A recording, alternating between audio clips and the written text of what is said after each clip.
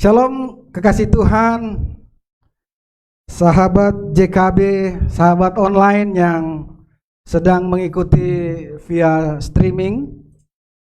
Senang bisa berjumpa kembali pada hari ini. Oke.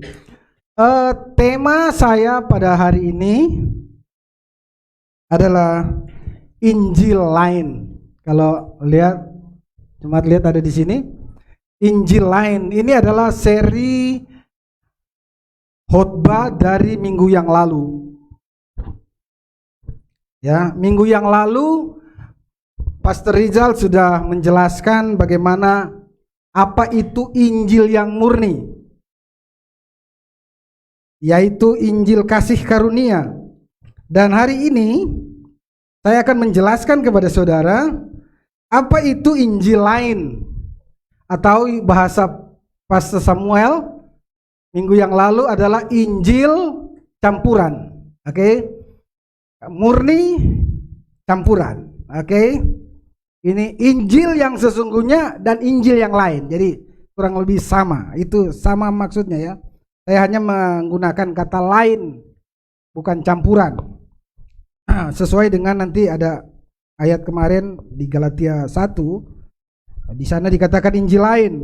Namun sebelum kita mengerti apa itu Injil lain atau Injil campuran, saya ingin menjelaskan kepada saudara, sahabat-sahabat online juga, tentang apa itu berita atau kabar yang diberitakan pada zaman Perjanjian Lama, dan apa itu kabar yang diberitakan pada zaman Perjanjian Baru, ya. Jadi ada dua kabar, ada dua berita penting. Nah, ini sebagai dasar awal kita untuk mengerti apa itu Injil lain, ya. Kita harus kembali dulu mengerti apa sih sebenarnya Injil atau kabar, ya. Ya, Injil itu kabar baik. Tapi saya pakai kata kabar. Apa yang dikabarkan, apa yang diberitakan pada umat Perjanjian Lama, dan apa yang diberitakan di dalam Perjanjian Baru. Nah, kenapa saya harus membuka dengan menjelaskan hal ini? Karena disinilah kita dapat mengetahui perbedaannya. Apa Injil yang murni dan apa Injil yang campuran. Oke? Nah, slide selanjutnya. Nah, kita lihat di sini ada berita lama dan berita baru. Berita lama yaitu berita yang dikabarkan, yang diberitakan pada orang Israel 2000 tahun yang lalu, ya. Nah, berita yang lama di dalam Perjanjian Lama adalah berita tentang ketaatan kepada hukum Taurat dan semua ketentuannya. Apa saudara? Jadi berita yang diberitakan sebelum Yesus mati, ke belakang sana, apa ya beritanya? Adalah hukum Taurat, ya. Berita tentang bagaimana semua orang Israel, waktu itu orang Yahudi, mereka harus taat dan setia pada hukum itu. Dan semua ketetapan ketentuan dari turunan daripada hukum itu. Hukum itu ada 10 perintah. Hukum Taurat ada 10 yang ditulis di loh batu. Dan dari 10 itu ada turunannya banyak, peraturan-peraturan dan ketentuan. Itu kurang lebih ada 613 butir. Dan kabar itu yang selalu diingatkan, diberitakan, jangan lalai ya, jangan lupa. Makanya sifat daripada berita yang lama, mereka akan selalu mengajak orang-orang yang mendengar untuk apa? Melakukan dengan setia. Itu loh, ya. Jadi berita yang lama itu berita tentang hukum, jangan mencuri, jangan marah-marah, ya. Jangan suka nyakitin istri. Semua jangan paling banyak, ya. Jangan begini, jangan begitu, jangan lakukan ini, jangan lakukan itu. Ya. Pokoknya katanya jangan. Nah, karena jangan, maka ada harus. Jangan begini, harus begitu. Jangan begini, jangan harus begitu. Jangan begitu, harus begini. Nah, ketika kita masuk kepada jangan dan harus, di situ ada pelanggaran, ya kan? Di situ ada standar. Itulah sifat kabar yang diberitakan pada perjanjian yang lama. Contoh, tapi nanti kita masuk ya. Jangan sekarang, masih ada di belakang. Kita lihat contohnya ada di Ulangan 28 ayat 1. Jika engkau baik-baik dan mendengarkan suara Tuhan dan melakukan dengan setia, maka Tuhan akan. Ini adalah kabar yang diberitakan. Kalau kamu tidak membenci orang lain, maka kamu akan diberkati. Kalau kamu mengampuni, maka Bapa di surga akan. Kalau kamu tidak mengampuni, maka Bapa di surga tidak akan. Itulah sifat. Kita masih dengar hari ini ya, Pak ya? Masih dengar ya? Khotbah-khotbah tentang begitu ya? Pengajaran itu masih ada ya? Itu adalah pengajaran model lama. Ya. Ayat 15, namun ayat 15 bilang gini. Ayat 15 bilang gini ya. Jika engkau tidak mendengar dan tidak melakukan dengan setia, ini Ulangan 28 ayat 15.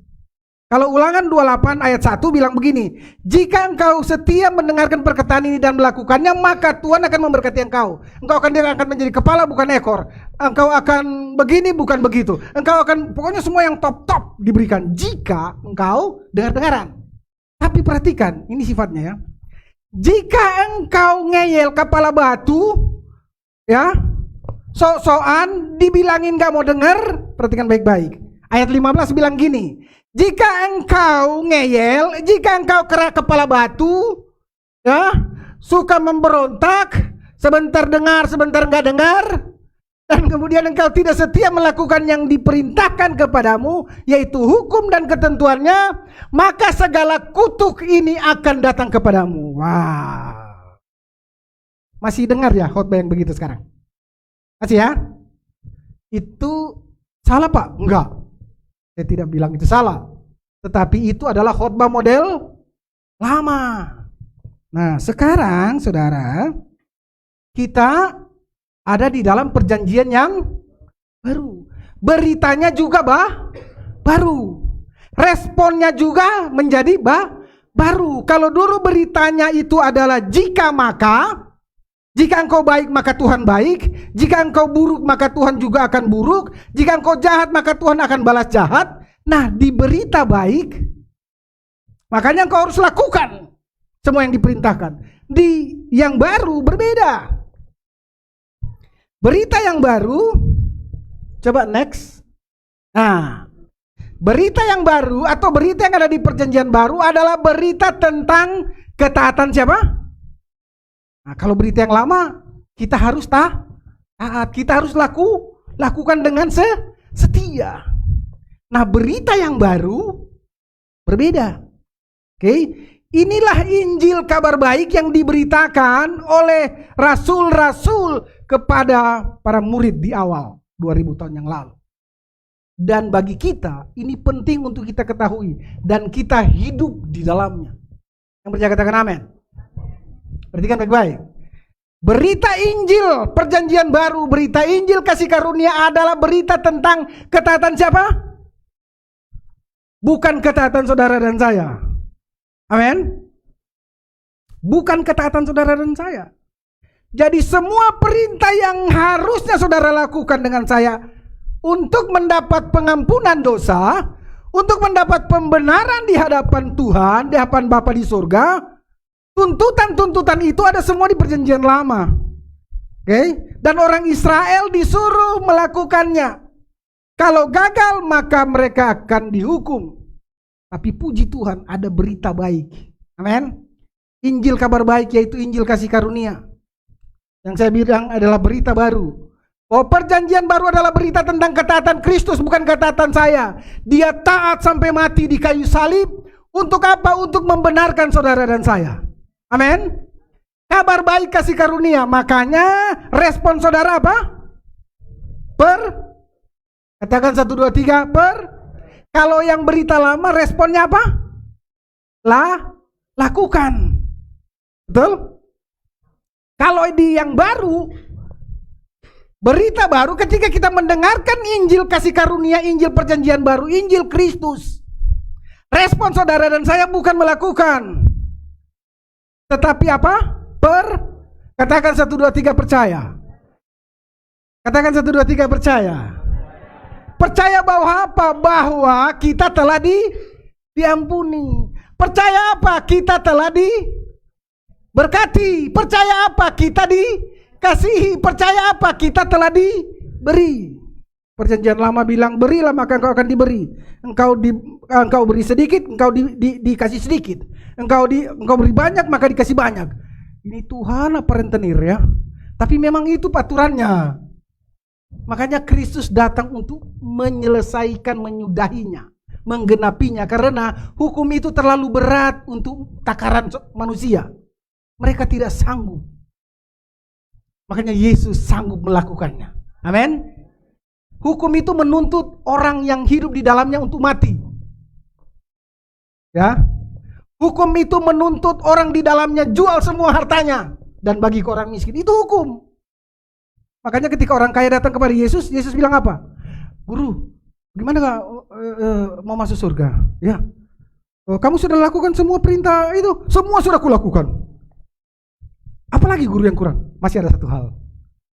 Dia pikir dia melakukan 10 dan 613 itu dia sudah bisa masuk surga.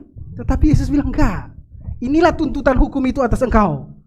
Jual semua hartamu, bagi ke orang miskin dan ikutlah aku. Artinya Yesus bilang apa? Jangan tergantung hatimu di dalam apa? Kekayaan itu. Tetapi biarlah hatimu melekat kepadaku dan ikutlah aku. Amin. Hiduplah oleh seperti ini. Makanya orang benar itu, orang perjanjian baru itu adalah hidup oleh apa? Percaya. Mari kita baca Habakuk 2 ayat 4. Satu orang bisa baca Habakuk 2 ayat 4. Atau bisa tampilkan. Dan kemudian Roma 1 ayat 17. Ya, oke. Habakuk 2 ayat 4 berkata begini. Ini adalah respon saudara dan saya. Di gereja ini saudara diajarkan dan diingatkan selalu untuk hidup oleh percaya. Hidup oleh iman. Amin. Nanti saya akan jelaskan. Kok simpel sekali? Kok gampang betul orang Kristen itu ya? Percaya saja, percaya saja. It's not easy to believe.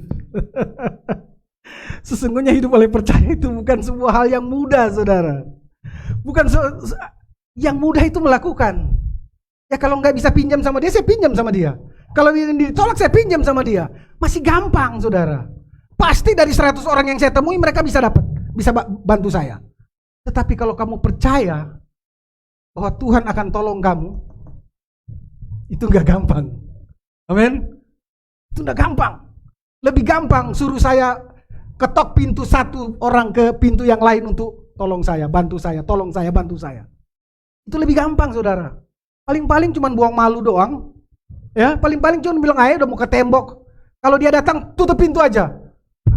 Tapi lebih gampang bagi dia untuk melakukannya. Tetapi daripada suruh diam dan tenang, tetaplah berdoa. Percaya Tuhan menolong engkau. Itu bukan hal yang mudah. Maka dibilang begini kita. Gila aja loh. Ajaran dari mana? Makanya saya bilang percaya itu gak mudah. Kalau percaya mudah itu bukan. Sudah semua orang satu dunia ini bisa jadi Kristen. Bisa jadi pengikut Kristus, ya, secara literal. Tapi ternyata tidak mudah. Apa mereka tidak pernah mendengar berita-berita ini? Mereka mendengar, tapi percaya itu tidak mudah. Amin.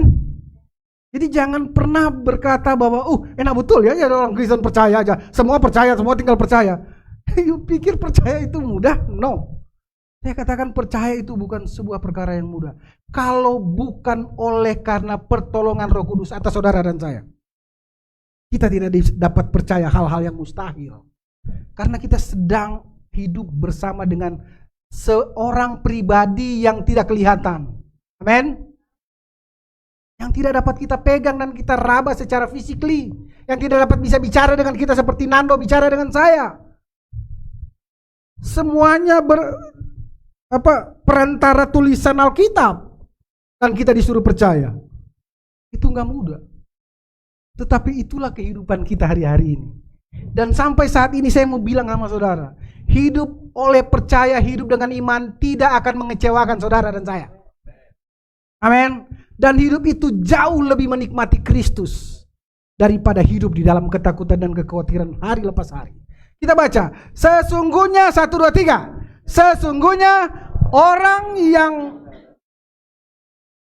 tidak akan lurus hatinya, tetapi orang benar itu, orang benar hidup oleh apa? Oleh perbuatan apa oleh percaya? Sejak dari perjanjian lama Tuhan sudah bilang, Abraham itu hidup oleh Abraham, bawa anakmu, persembahkan. Dia tidak bilang, Tuhan, katanya anak saya ini, keturunan ini akan melahirkan bangsa-bangsa. Loh kalau kamu sekarang saya sembelih dia mati, terus apa saya udah dapat anak satu aja udah susah, apalagi anak kedua. Betul? Tapi apakah Abraham berontak? Alkitab mencatat dia ikutin itu, suara itu. Ya, dan pada ujungnya Tuhan bilang, bukan itu yang saya maksud. Yang saya maksud tuh di sebelah yang ada di semak belukar itu, ambil itu dan sembelih itu. Betul? Abraham percaya. Ketika Abraham mendengar suara dalam hati, entah dalam otaknya, pikirannya yang berkata, "Dah tinggalin keluargamu, harta benda milikmu. Ayo, jalan sana menuju ke suatu tempat yang aku janjikan kepadamu." Ya kan? Dia berangkat. Itulah hidup oleh percaya. Oleh karena Abraham percaya, kita boleh hidup hari ini oleh iman. Sama seperti Abraham itu. Sejak sebelum jauh sudah zaman purbakala itu, zaman Abraham, Tuhan sudah bilang, hidup dengan dia itu adalah hidup oleh iman. Amin. Bukan hidup oleh perbuatan. Tapi belakangan kita dengar banyak pengajaran-pengajaran. Supaya kita berkenan kepada Tuhan, kita harus melakukan A, B, C, D. 3 langkah hidup diberkati. 1. Bangun pagi jam 3, ambil waktu berdoa. 2. Oke. Seminggu sekali puasa. 3. Rajin ibadah. Nah itu udah. Terus habis itu muncul lagi yang ketiga. 5 langkah diberkati. 5 langkah hidup kudus. 5 langkah dibenarkan. Itu adalah pola-pola perjanjian lama. Dan saya mau katakan, saudara ikutin itu, saudara akan gagal pada ujungnya. Betul? Tetapi karena apa? Kenapa gagal? Karena saudara mencoba melakukannya dengan kekuatan sendiri. Padahal orang benar itu hidup oleh percaya apa, Pak? Percaya bahwa engkau adalah orang yang telah dibenarkan. Balik. Yang ke belakang tadi. Yang ke belakang. Slide yang sebelumnya. Nah, yang khotbah. Balik dulu sebentar. Kita baca dulu ayat ini. Sebentar, tahan. Roma 1 ayat 17. Mari kita baca 1, 2, 3. Sebab di dalamnya nyata kebenaran Allah yang bertolak dari iman dan memimpin kepada iman. Seperti ada tertulis, orang benar akan hidup oleh. Siapa orang benar? Angkat tangan. Engkau hidup dan dituntun oleh iman, bukan oleh perbuatan. Saudara perhatikan, saya sedang berbicara kepada saudara, kepada manusia rohani saudara, bukan kepada pekerjaan saudara hari-hari. Amin. Kita sedang berbicara tentang sesuatu yang spiritual. Iman itu berbicara tentang sesuatu yang ilahi, sesuatu yang surgawi, bukan sesuatu yang kelihatan yang karyawan di mana. Oh, saya karyawan di PT ini, di sini, di situ. Bukan tentang itu, bukan tentang pekerjaan dan usaha di situ, tetapi pekerjaan tentang usaha sesuatu yang bersifat kekal, yang bersifat ilahi, yang bersifat surgawi, yaitu kebenaran saudara. Karena tanpa kebenaran saudara tidak akan bertemu dengan, tanpa kekudusan saudara tidak akan melihat, tanpa kebenaran saudara tidak akan berkenan kepada Tuhan, tanpa kekudusan saudara tidak akan melihat Tuhan, tanpa kekudusan tidak ada satu orang pun dapat melihat Allah. Nah, percaya apa? Percaya bahwa saudara dan saya telah. Jadi jangan lagi bekerja apapun, jangan lagi datang ke sini hanya karena saudara pikir saya kemarin buat dosa, saya mesti ke gereja. Kenapa? Karena saya harus berdoa minta ampun. Itu yang gak boleh. Amen. Jadi kita sedang berurusan dengan ini. Percaya apa? Bahwa saudara telah diberkati dengan berkat-berkat rohani. Yang percaya katakan amin. Bahkan ketika saudara bekerja secara profesional, saudara tidak sedang memperkaya diri saudara. Yang percaya katakan amin. Saudara tidak sedang bekerja di kantor saudara untuk supaya saudara diberkati dengan gaji saudara atau ceperan saudara. Tidak seperti itu. Amin.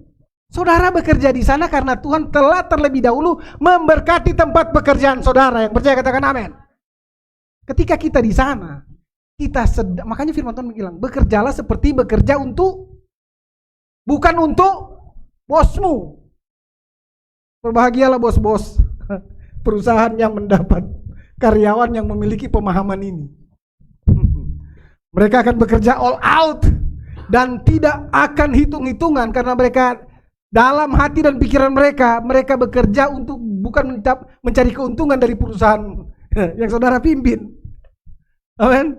Tapi mereka bekerja sama seperti mereka bekerja untuk Tuhan.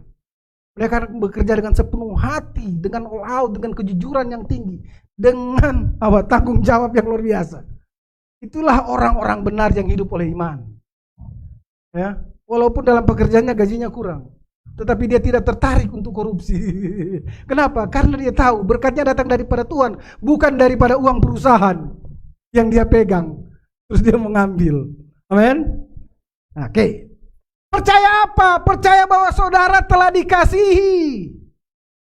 Kalau saudara tidak dikasihi Tuhan gak mati 2000 tahun yang lalu untuk saudara dan saya. Amin.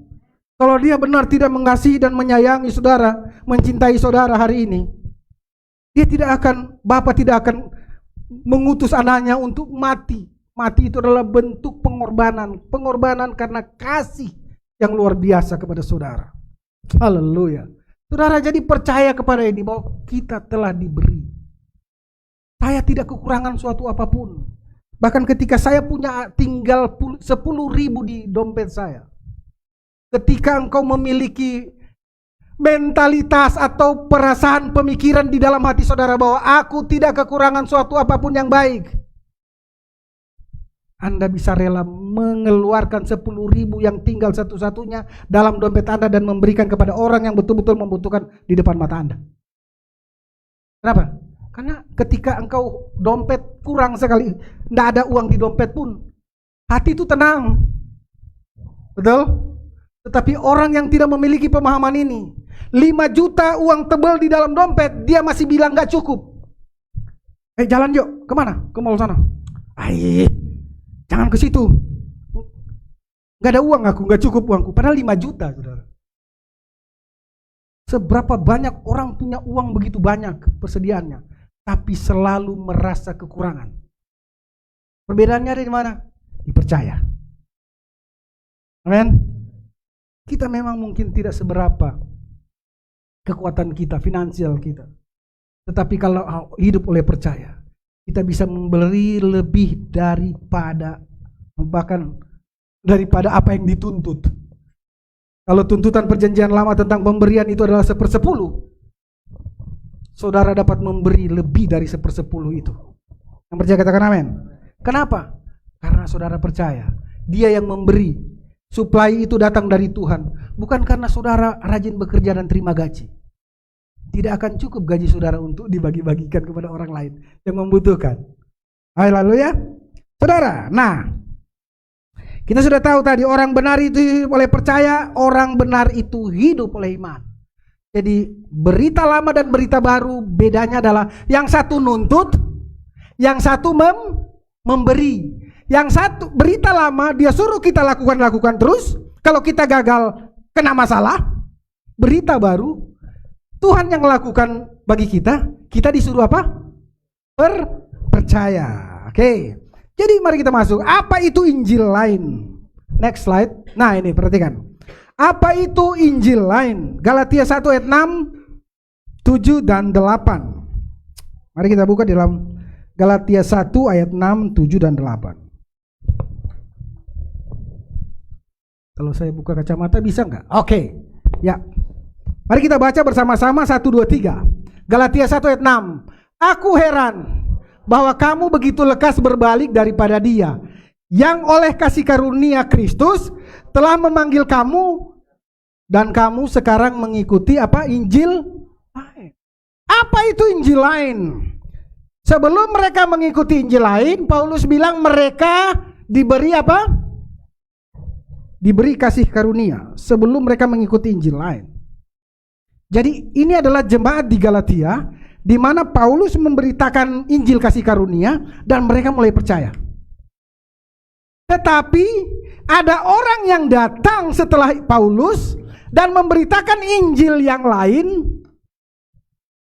dan kemudian mereka mengikuti Injil yang lain itu. Jadi apa itu Injil lain? Ayat 7 dan 8 kita baca 1, 2, 3. Yang sebenarnya bukan, ternyata Injil lain itu bukanlah Injil, bukanlah kasih karunia Kristus. Hanya ada orang yang mengacaukan kamu dan yang bermaksud untuk apa? Memutar. Jadi Injil lain itu adalah Injil yang memutarbalikan Injil kasih karunia, Injil Kristus. Jadi ini mengenai berita yang diputar balik. Kalau tadi ingat baik-baik, berita kasih karunia adalah Yesus berkorban untuk kita. Yesus mati untuk kita. Yesus disalib untuk kita. Kita disuruh apa? Percaya.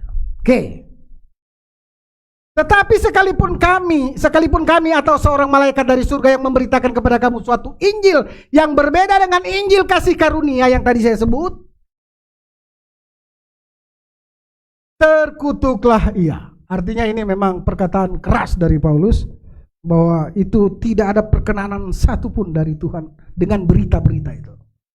Dengan ini saudara, saya mau katakan bahwa mari kita harus pintar-pintar memilih berita apa yang kita dengar.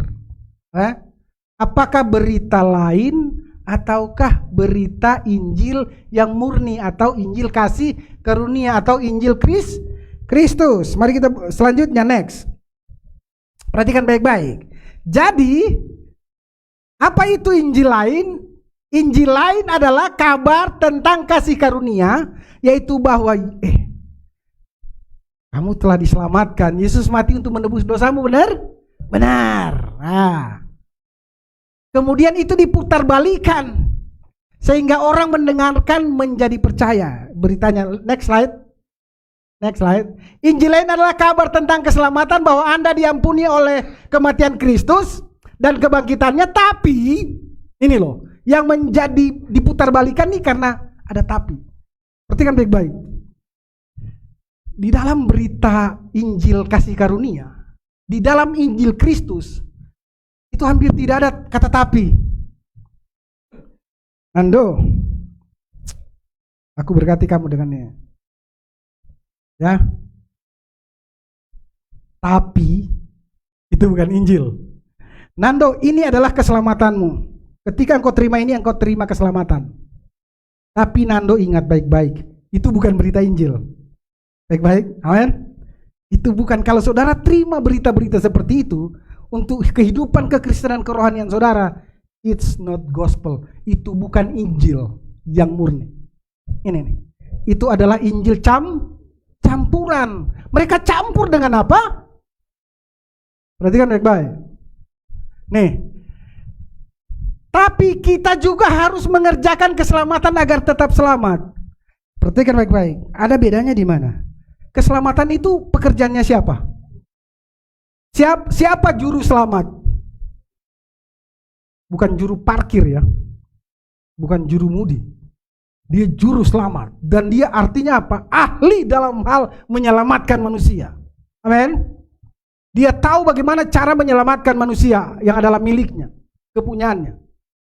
Tetapi Injil lain, yaitu Injil yang datang, Injil lama, apa berita lama, yaitu lakukan dan percaya. Betul, kamu harus percaya, tapi kamu juga haruslah Jadi Injil lain atau Injil campuran yang memutarbalikkan Injil yang murni adalah Injil yang dicampur antara berita lama dan berita baru.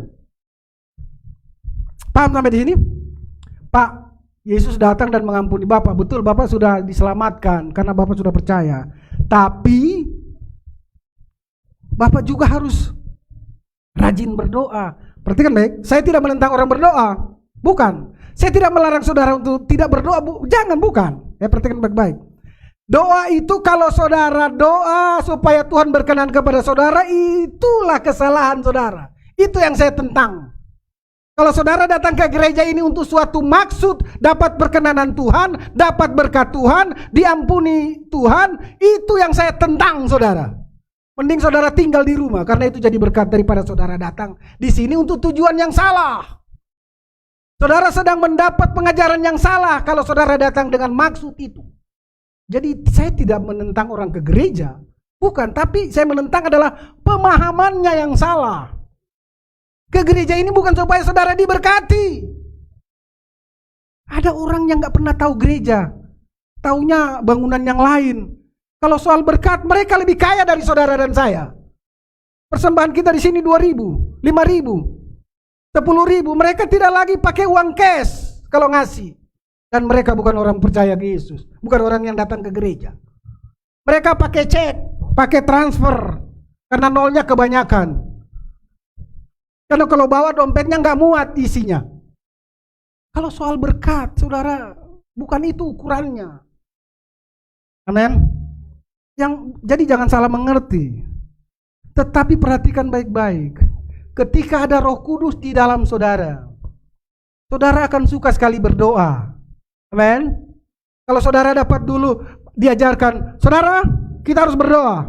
Daud 7 kali satu hari dia memuji Tuhan. Saudara, ya jangan 7 lah, 5. Itulah yang saya tentang, saudara. Yang saya mau adalah hidup oleh percaya. Percaya apa? Orang benar itu suka berdoa. Amin.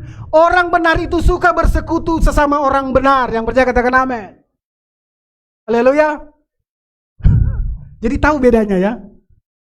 Injil yang dicampurkan adalah betul kamu sudah dibenarkan, tapi juga kamu harus ini itu supaya Tuhan berkenan kepadamu.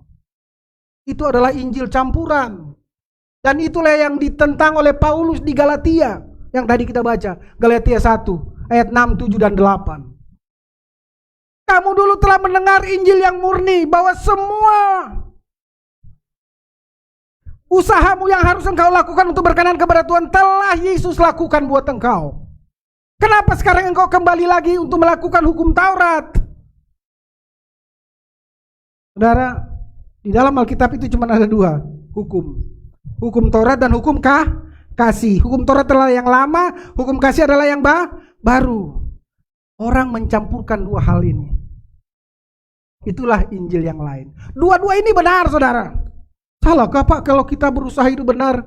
Saudara, saya mau katakan, saudara berusaha hidup benar itu bukan itu Tuhan Yesus mau. Tuhan tidak pernah nyuruh saudara dan saya untuk berusaha dengan kekuatan saudara dan saya untuk hidup kudus dan hidup benar supaya berkenan. Tidak ada. Yang dia mau adalah, Selby, aku sudah mati untuk menguduskan engkau. Aku sudah mati di salib, darahku tercurah untuk membenarkan engkau di hadapan Bapa. Aku minta engkau percaya itu. Amin. Percaya apa? Bahwa aku adalah orang benar. Bahwa Selby adalah orang yang telah dikuduskan oleh pengorbanan Yesus di kayu salib 2000 tahun yang lalu. Itulah kehidupan orang benar. Amin. Bukan berusaha menjadi benar. Bukan berusaha menjadi lebih benar.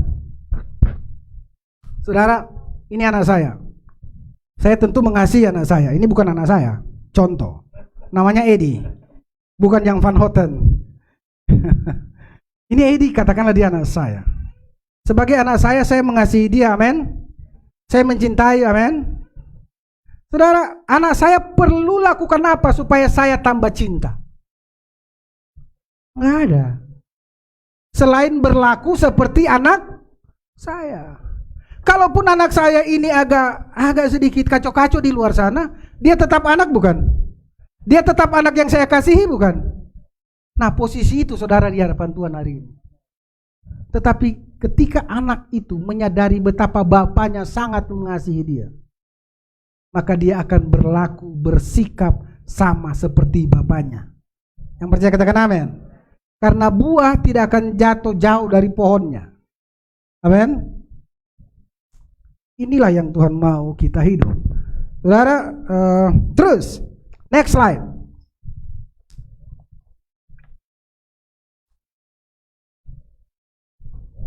Nah ini ciri-ciri. Mari kita lihat. Kita baca sama-sama. Ini ciri-ciri Injil kasih karunia atau Injil yang murni. Injil yang tidak dicampur, bukan Injil yang tidak dicampur-campur. Bukan yang lama dan yang baru dicampur. Saudara pernah ingat? Tuhan bilang begini. Di kitab Wahyu. Ketika suam-suam kuku, ya. Suam-suam kuku tuh kalau ada air suam-suam kuku itu adalah air panas, sedikit air panas, setengah, dan kemudian setengahnya lagi diisi air dingin. Maka air ini adalah air soso. Nah, ini Tuhan bilang, aku muntahkan engkau. Sama seperti berita yang saudara dengar. Dia tidak mau saudara setengah hukum Taurat, kemudian saudara setengah kasih karunia.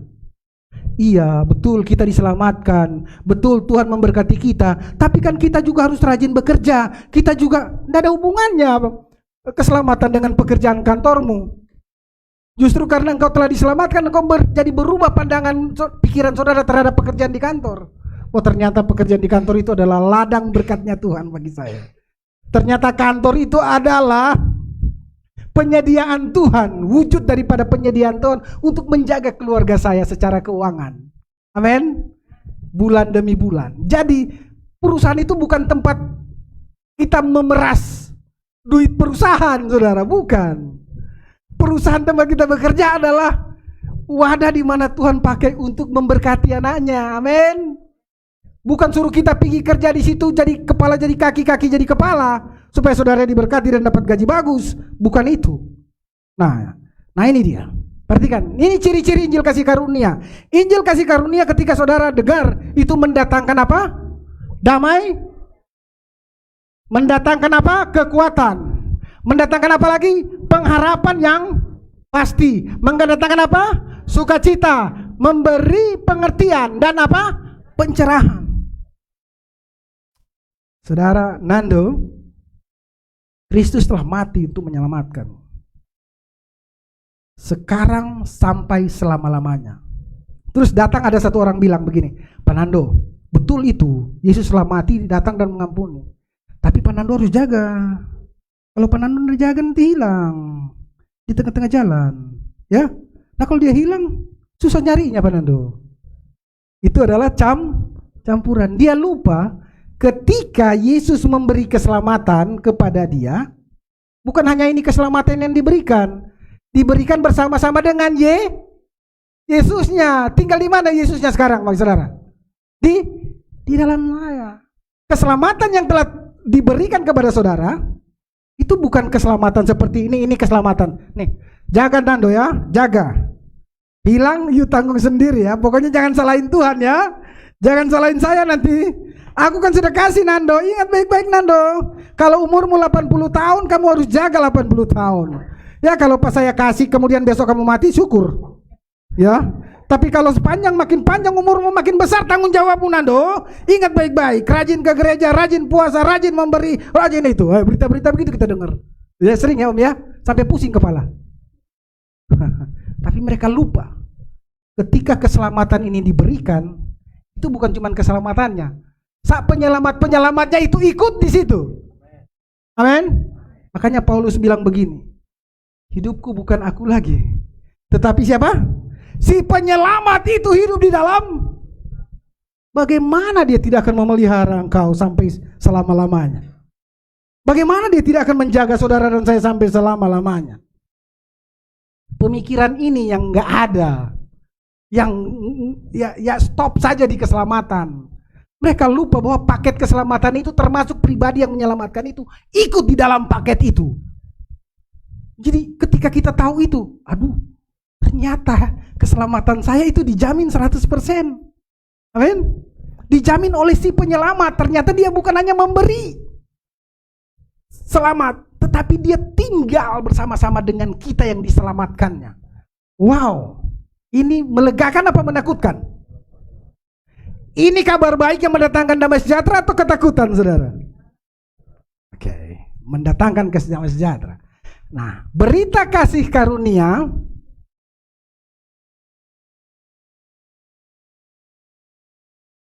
ya, kamu orang benar, kamu orang kudus, kamu sempurna di dalam Kristus, kamu penuh dan tidak kurang sesuatu apapun yang baik, kamu bukan budak, kamu diampuni selama-lamanya. Ini adalah ciri-ciri berita kasih karunia. Selain mendatangkan semuanya ini isi beritanya.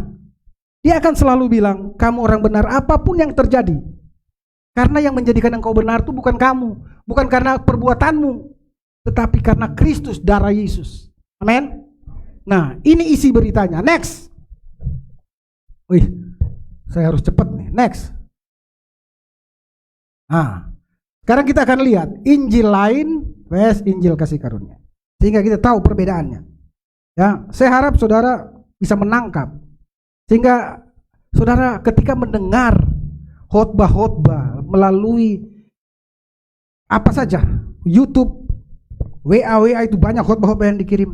Saudara dapat membedakan mana Injil yang murni dan mana Injil yang lain, mana yang dicampur dan mana yang betul-betul real, mana yang mendatangkan damai sejahtera dan mana mendatangkan kekhawatiran, ketakutan. Jangan-jangan ternyata saya ya selama ini jadi orang Kristen tapi ya ternyata belum benar-benar ya Kristen ya.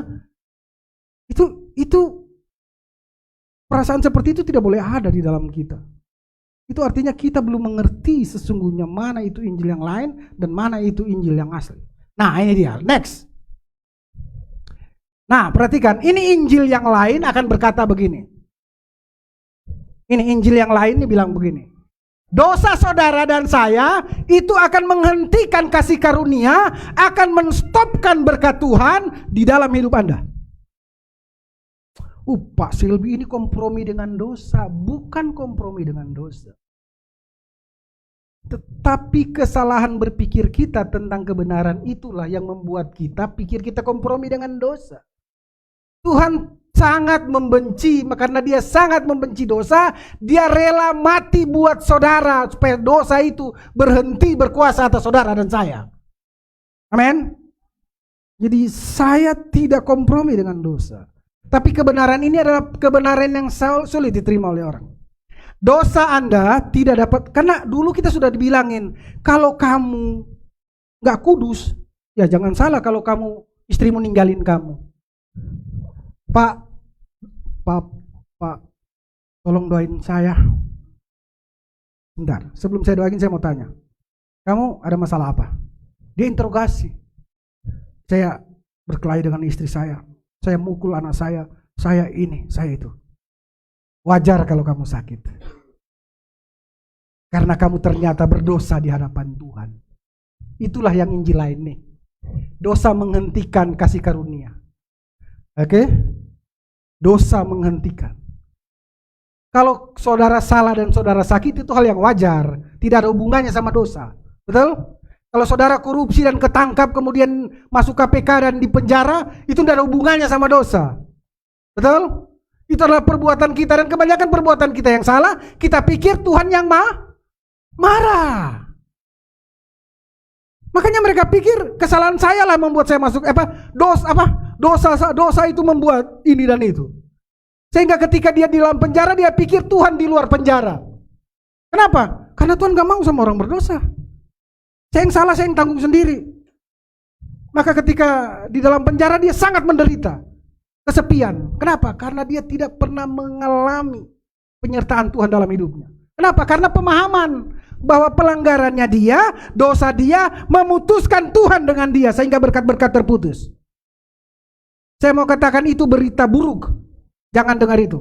Saya tidak menganjurkan saudara berdosa, bukan. Tetapi kalau ada pemahaman seperti itu, Saudara, tidak ada sini orang mau salah. Tidak orang-orang di sini sengaja buat dosa. Sengaja mencuri nggak ada, sengaja ambil uang perusahaan nggak ada. Semua pasti ada unsur alasannya, yaitu habis di rumah kebanyakan, istri kebanyakan hutang, saya juga kebanyakan hutang, hutang handphone, hutang motor, hutang mobil, hutang rumah, cicilan banyak sekali. Ya mau tidak mau ini uang di kantor saya pakai dulu. Kalau enggak itu tiap hari orang lewat di situ, nah yang pakai yang hitam badang tegap, mau sita mobil saya, mau sita rumah saya, makanya saya ambil uang korupsi dulu. Ya maksudnya sih saya mau ganti, tapi sebelum saya ganti sudah keburu ketangkap. Ya kan? Saudara, walaupun engkau dalam keadaan seperti itu, Tuhan tidak pernah meninggalkan saudara, atau berkatnya tidak pernah diputuskan atas saudara. Yang percaya katakan amin. Kasih karunia-Nya tidak pernah terputus. Justru kabar baik akan bilang begini. Perhatikan, mari kita baca 1, 2, 3. Kasih karunia sanggup menghentikan dosa-dosa saudara dan saya. Yang percaya katakan amin. Ketika saudara hidup oleh percaya, tadi kasus cicilan rumah, cicilan motor, istri banyak utang, ada gadean banyak sekali, sudah jatuh tempo, tinggal bayar bunga tapi sekarang nggak sanggup, utang kartu kredit begitu banyak, utang motor, utang mobil, ya, belum lagi utang ambil barang TV, ya, belum panci, ya, belum belanga goreng, belum kulkas, itu tempat tidur juga masih kredit. Dan dia kemudian mengalami kasih karunia Tuhan di dalam keadaan seperti itu. Di dalam hatinya muncul pengharapan. Di dalam hatinya muncul, Tuhan sanggup memberkati aku untuk membayar semua cicilan ini. Amin. Kalaupun tidak sanggup bayar, ya kalian ambil saja. Amin. Ya sudah, sita-sita aja. Nanti besok Tuhan berkati saya akan beli lagi itu. Amin. Saudara berbuat dosa apa enggak di situ? Tidak. Itulah kasih karunia yang sanggup menghentikan dosa. Haleluya. Kenapa? Karena begitu dia tahu Yesus sanggup menolong dia. Saya mengalami kehidupan ini, saudara. Yang saya sebut tadi itu adalah saya. Itulah pelakunya. Dan kami mengalami ini. Ternyata percaya bahwa Tuhan menyediakan pertolongannya tepat pada waktunya. Menghentikan saya, keinginan hati saya untuk ambil duit kantor. Untuk memanfaatkan celah-celah kecil di kantor itu untuk mendapatkan keuntungan. Kenapa? Karena saya tidak butuh itu. Berkat saya datang dari yang menjadikan langit dan bukan dari gunung-gunung itu. Itulah maksudnya. Jadi jangan salah paham bahwa saya berkompromi dengan dosa. Tidak. Tetapi justru kasih karunia, rasa yang mendatangkan damai sejahtera, sukacita, rasa syukur, cukup, tidak kekurangan suatu apapun yang baik, dia akan tenang menanti. Amin. Tidak ada ketakutan. Ya udah, apa boleh buat? Memang saya sudah dicap tetangga tukang hutang kok dari dulu. Kalau diambil barangnya, ya udah, itu udah konsekuensi kebanyakan hutang lah, kredit. Kalau nanti ada orang ngambil, kok tempat tidur tetangga itu diambil, ya udahlah, memang udah muka tebal dari dulu, ya santai aja. Iya kan? Ngapain pusing? Utang aja nggak takut, diambil takut. Kunci pintu, jangan buka pintu, gordennya ditutup, biar mereka tahu nggak ada orang di dalam. Jangan diangkat itu telepon. Kalau bikin utang aja berani, buat dosa bikin yang akan mendatangkan pelanggaran aja berani. Konsekuensinya nggak berani. Ya ini dia. Kasih karunia membuat Anda berani bahkan ketika mereka datang, Pak maaf, kami sita rumah Bapak. Ya sudah, sita aja. Memang itu ketidakmampuan saya. Tetapi kasih karunia membangkitkan saya, memberi saya pengharapan bahwa Dia yang memanggil saya, yang menebus saya, sanggup memberkati saya, bahkan rumah tempat tinggal saya. Yang percaya katakan amin. Yang baru. Kami mengalami itu, saudara. 10 kali pindah kosan. Ada yang di stop, enggak lagi, Bapak pindah aja. Karena ada yang dinaikin, akhirnya pindah, semacam-macam sudah. Banyak alasan. Tapi kami tetap punya pengharapan. Kesempatan untuk dapat uang beli rumah dari pekerjaan saya mau katakan jujur, lebih dari bisa. Bapak ini tahu kerjaan saya, berlimpah dolar. Ya, sekali saya terbangkan itu barang, itu saya bisa dapat di atas 50 sampai 100 juta. Dan kesempatan itu ada, bisa. Ada orang tahu, atasan tahu, dia tidak tahu. Saya yakin itu. Tapi 20 tahun saya kerja di situ, handle itu barang. Tidak sekalipun saya menjamah celah itu untuk menutupi hutang-hutang saya itu. Tetapi semuanya itu saya berharap dia yang memanggil saya, yang bantu saya membayar itu. Saya salah memang karena tidak menahan diri untuk memiliki banyak barang.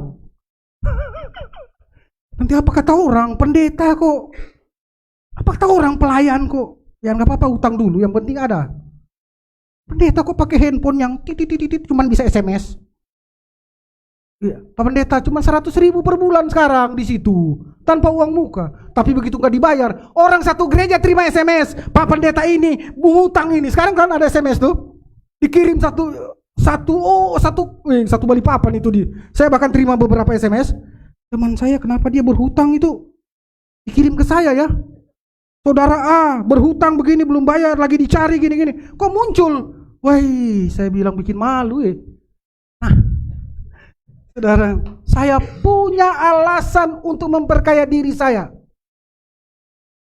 Tetapi kasih karunia menghentikan itu semua. Saya mau bilang sama saudara, posisi Bapak tahu ini posisi saya. Tahu orang di sana itu yang posisi seperti saya itu berganti berapa kali di perusahaan-perusahaan itu. Itu nggak tahan 2 tahun, Mbak. Itu besok lagi. Dari mana? Dari ini. Dispatcher itu. Itu nggak tahan. Kenapa? Di situ berlimpah sekali uang, saudara. Berlimpah uang ceperan. Kalau kita mau mainkan dengan tulus dan licik, ada di situ. Kawan-kawan saya punya rumah di BDI, punya yang selevel dengan saya sama-sama di bandara. Dari perusahaan-perusahaan besar-besar itu. Tapi mereka bertahan beberapa saja. Mana Bapak itu? Ya sudah nggak ada. Sudah ganti orang baru. 2 tahun 3 tahun ganti lagi. Kenapa? Ya karena itu. Justru kasih karunia itu menghentikan saya untuk melakukan hal itu. 15 tahun hidup dengan mobil kantor, pengen punya mobil sendiri, beli mobil harga 5 juta. Kemana-mana pakai mobil harga 5 juta. Tahun 80. Gak apa-apa, ya gak apa-apa, yang penting bisa jalan. Mogok di jalan ya tinggal aja pulang. Angkot, apa susah? Tapi Selby, kamu punya kesempatan. Dengan satu tindakan, kamu dapat 1 mobil. Saya mengatakan tidak. Apakah saya? Kasih karunia yang menolong saya. Next. Wow, next. Dia lihat perilaku dan kelakuan Anda menentukan posisi Anda di hadapan Tuhan. Jadi gini, dulu kita diajarin gini. Kalau kamu baik, maka Tuhan akan, di hadapan Tuhan kamu akan adalah pribadi yang baik. Kalau perilakumu buruk, maka di mata Tuhan kamu juga adalah orang yang buruk. Itu ajaran itu. Saya mau katakan, saudara tidak akan pernah dengar ajaran itu di sini. Karena di sini tidak akan pernah memberitakan ajaran. Walaupun Alkitab menulis ada ajaran seperti ini. Dan ini dipakai untuk mengendalikan jemaat. Kelakuan dan kamu mau terlihat buruk di mata Tuhan? Baik-baik hidupmu, Pak. Jaga baik-baik. Di sini tidak akan didengar seperti itu. Tetapi saudara akan mendengar ini. Posisi Anda di hadapan Tuhan, itu saudara, posisi Anda ada di dalam Kristus. Posisi Anda yang ada di dalam Kristus sebagai orang benar, sebagai orang kudus, sebagai orang yang diberkati, tidak kurang suatu apapun yang saya sebut-sebut tadi, itu menghasilkan kondisi hari ini dan perilaku hari ini, saudara. Amin. Jadi perubahan itu datang dari kesadaran siapa saudara. Contoh, anak Pak Wali Kota, pernah saudara mendapati anak wali kota duduk ngamen di pinggir jalan? Pernah? Kenapa? Karena dia tahu siapa dia. Karena dia tahu siapa dia. Saudara, kalau mengerti ini, saudara tidak akan duduk di kumpulan orang pencemooh. Saudara tidak akan kumpul di dalam kumpulan orang pemabuk hanya untuk menyenangkan mereka. Betul? Kenapa? Karena saudara tahu siapa saudara di dalam Kristus. Amin. Bukan saudara menjadi spesial khusus, bukan. Tetapi saudara akan menyadari, enggak lah, saya enggak mau segitu. Enggak ada manfaatnya bagi saya. Amin. Jadi perilaku saudara itu muncul dari dalam, dari kesadaran siapa saudara. Saudara akan berkata ini, berkata itu, saudara akan menjawab ini, menjawab itu. Itu datang dari dalam karena dari pertimbangan, dari kesadaran siapa saya di dalam Kristus. Kalau saudara sadar saudara adalah orang benar, ketika saudara marah kepada anak, saudara tidak akan maki dia. Saudara tidak akan bilang B A B gitu kan. Kamu anak siapa? Kamu bukan anak papa. Kamu bukan anak mama. Kayaknya ini anak siapa ya? Ini kok tidak sama kayak saya ya? Ais, jangan-jangan kamu selingkuh sama tetangga. Panjang ceritanya. Amen? Tidak akan ada itu keluar dari dalam mulut saudara sebagai bentuk perilaku buruk. Kenapa? Karena saudara tahu, saudara orangku, saudara adalah anak Allah, anak Bapa di surga yang dikasihi. Tepuk tangan yang meriah bagi Yesus. Perilakunya tidak akan mengeluarkan kata-kata binatang kepada anak dan istri. Apalagi kepada tetangga yang lain. Lanjut. Kita cepat saja. Menjadi pengikut Kristus harus pikul salib, bayar harga. Berita ini sering kita dengar. Saudara, Pak, harus pikul salib, bayar harga ya. Kalau enggak, kehidupan kekristenan Bapak ragu-ragu saya. Tanya salib macam apa lagi? Makanya banyak orang sekarang supaya ini kelihatan dia pikul salib. Tapi kan gak mungkin dia datang ke gereja pikul beginian. Terus dia gantung kayak ibu ini. Kayak ibu ini, coba ibu berdiri lihat. Di dada ibu. Ada apa itu? Ada salib. Supaya ketahuan, saya orang Kristen. Pikul salib, tapi bukan karena ibu. Contoh. Dulu Bu, saya punya salib lebih gede dari itu. Segini nah. Yang besi putih itu. Kemarin anak saya cari, mana Pi itu Pi? Aku mau pakai juga. Karena saya tahu dulu kalau ada gelap-gelap gitu saya begini aja panas. Kalau ada orang-orang yang gak benar depan saya pegang. Oh, kalau dia gak panas, gak gelisah, oh ini orang benar. Kalau ada iblisnya ini pasti udah panas nih orang. Udah. Jok. Saudara perhatikan baik-baik. Mana lagi itu tadi? Ini dia. Saudara perhatikan baik-baik. Kabar buruk adalah ketika kita menjadi pengikut Kristus kita harus pikul salib. Saudara perhatikan, Yesus yang mikul salib buat saudara. Amin. Tapi kan ada itu untuk mereka waktu dia hidup, bukan untuk saudara. Saya tegasin aja pendek, ceritanya panjang ya. Saudara harus bayar harga. Alkitab bilang begini, dia telah membayar harganya, lunas dibayar. Tidak ada disisakan buat saudara. Saudara tidak down payment. Amin. Saudara tidak dibayar cicil. Nanti kalau dia benar, baru saya lunasin kalau sudah mau mati. Kalau enggak, jangan, saya kasih dia keselamatan tapi setengah aja. Kalau dia enggak jaga-jaga ya sisanya saya jangan dong, ngapain? Orang enggak tahu diri. Yesus yang saudara, Bapak yang saudara percaya bukan Bapak yang kayak gitu. Itu Bapak mereka. Biar aja. Ya. Bapak Yesus yang memikul salib ganti saudara. Saudara percaya bahwa dosa saudara telah dipikulnya. Amin. Dia telah membayar harga. Harga apa? Hukum Taurat itu menuntut saudara. Dan tuntutan itu harus dibayar. Yesus telah membayarnya lunas. Saudara tidak perlu membayar apa-apa. Amin.